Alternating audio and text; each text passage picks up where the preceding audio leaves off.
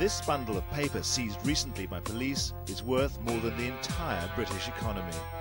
They're bonds, notes from the US Federal Reserve Bank, promising to pay the bearer whatever amount they show. In this case, $2.3 trillion from the 1930s. That's if they're genuine.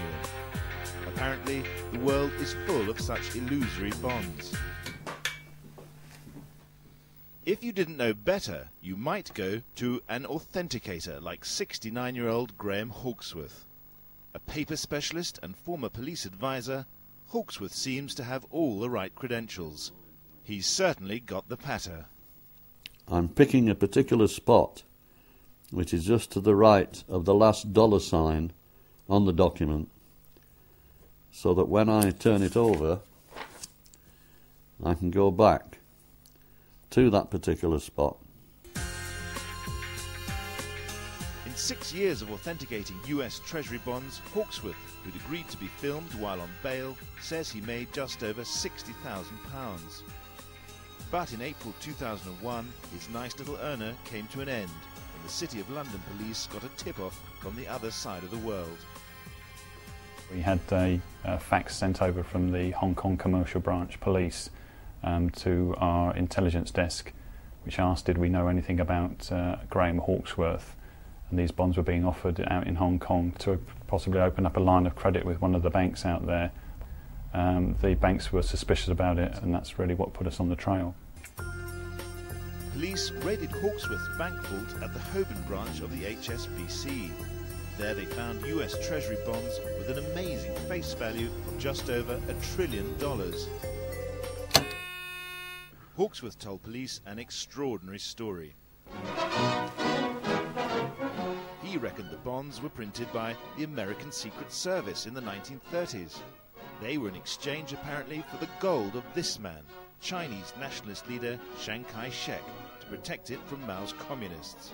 They flew in boxes to the Chinese warlords to replace the gold with these high finance documents. Like all good conspiracy theories, this one has an element of truth. CIA records show that there was indeed a secret mission to remove gold from China. But Hawksworth moved way beyond this.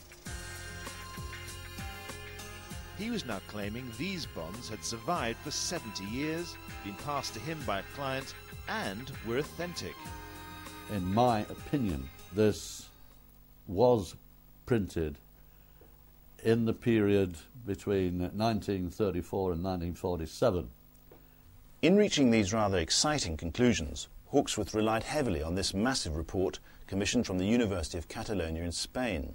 It was written by the intriguingly named Ana Maria Feixas, a forensic scientist who describes herself as having a speciality in the field known as graphoscopic analysis.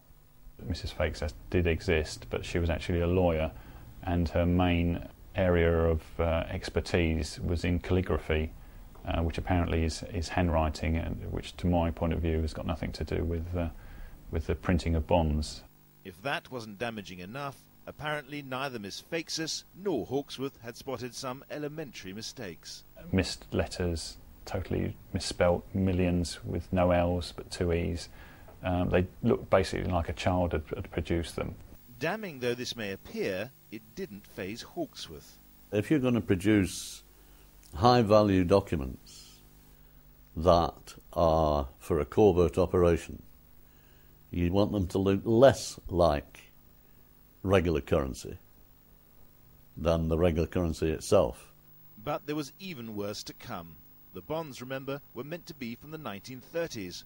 Police sent them to forensics. They felt that the bonds themselves were actually inkjet printed, and the technology for inkjet printing obviously didn't come into general use till about the 1970s, 1980s. Oh dear. Police now knew Hawksworth authentication was dodgy, but without a conspirator or a victim, there was no crime. For a year, the case dangled. But then, enter Michael Slamai. A tip-off revealed this Croatian-born Canadian was in London hunting for a buyer for more dubious bonds. On arrest, another far-fetched story. Slamai said he'd got the bonds on a business trip to the Philippines. Locals there told him they'd stumbled upon them inside the wreck of an old American bomber that had crashed in the jungle. Police then discovered some of these bonds, allegedly worth billions of dollars, had been authenticated by the expert Hawksworth. He was just a client. I think I only met him on about 7 occasions altogether, and 2 of them were because he popped in for a cup of coffee. But police suspected there was more to their relationship than coffee mornings. They said the 2 men had conspired to use the fake bonds to defraud people as yet unknown. A jury agreed with them and last month found them guilty. How you can get arrested and charged with conspiracy for putting your opinion on paper, to me, is ludicrous. But it was not ludicrous to the judge, who today gave both men 6 years to reflect the huge amounts involved and the grave potential loss to possible victims. What would you do if someone brought you more bonds? Good question. I'd have to take a long time to think about that one.